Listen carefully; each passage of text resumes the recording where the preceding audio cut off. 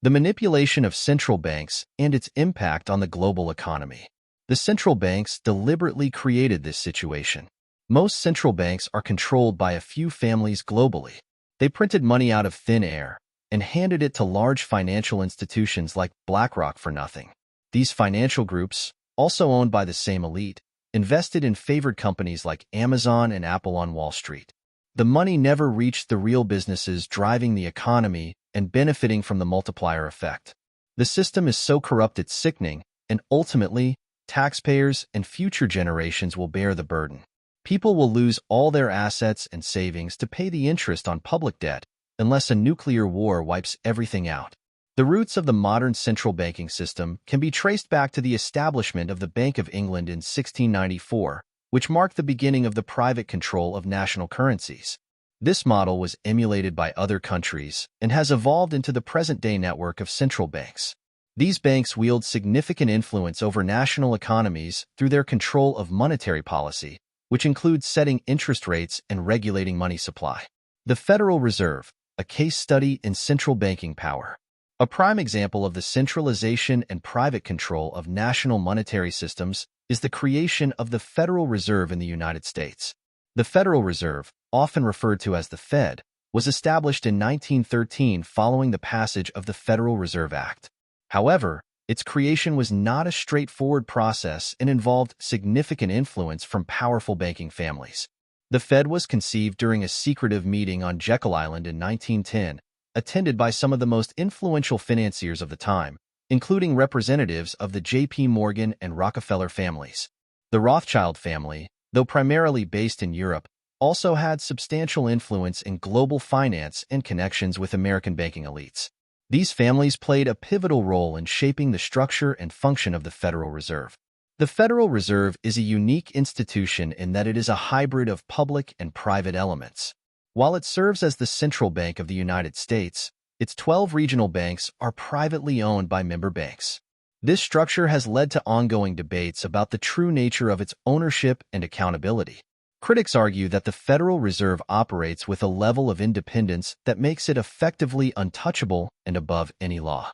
This independence is reinforced by legislation that limits governmental oversight and intervention in its operations.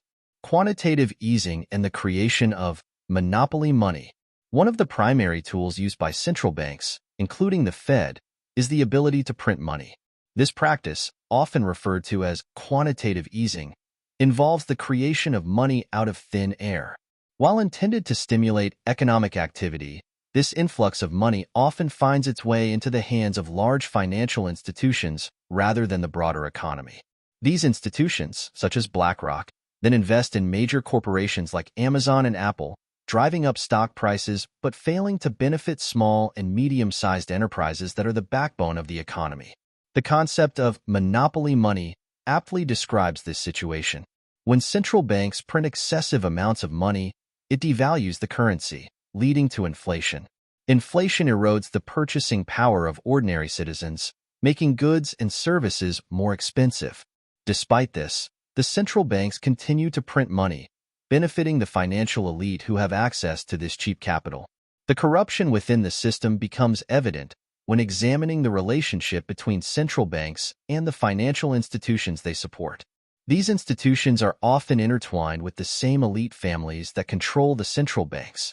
This creates a feedback loop where the financial elite benefit from policies that they help shape, while the general population bears the cost. Seigniorage rights and their impact. Another critical aspect of central banking power is the concept of seigniorage rights.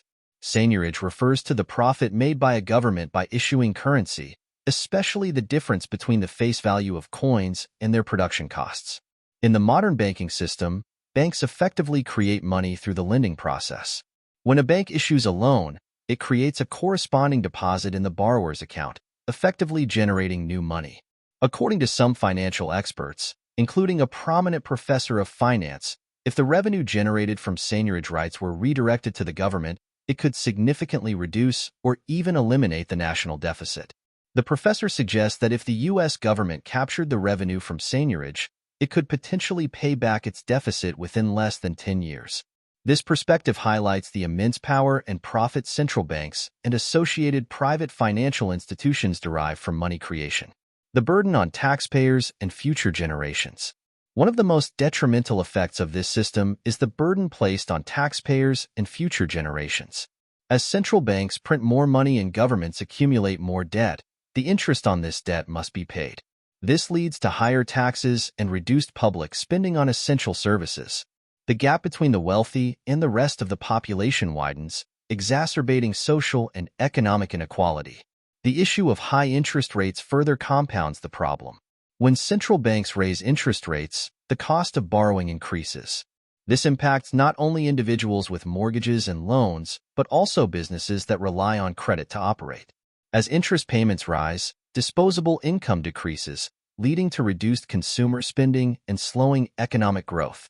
However, the financial elite benefit from higher interest rates as they receive larger returns on their investments. The new tool, central bank digital currencies, CBDCs. Adding to these existing issues is the emergence of central bank digital currencies, CBDCs. CBDCs are digital versions of national currencies that central banks issue and control. While proponents argue that CBDCs offer benefits such as increased efficiency and reduced costs in financial transactions, they also raise significant concerns about privacy and control. China has been at the forefront of implementing CBDCs with its digital yuan. This development represents a new level of control for central banks. Unlike cash, which provides a degree of anonymity, CBDCs allow for complete transparency and traceability of transactions. This means that central banks could potentially monitor every financial transaction made by individuals, leading to unprecedented levels of surveillance. The potential for abuse with CBDCs is significant.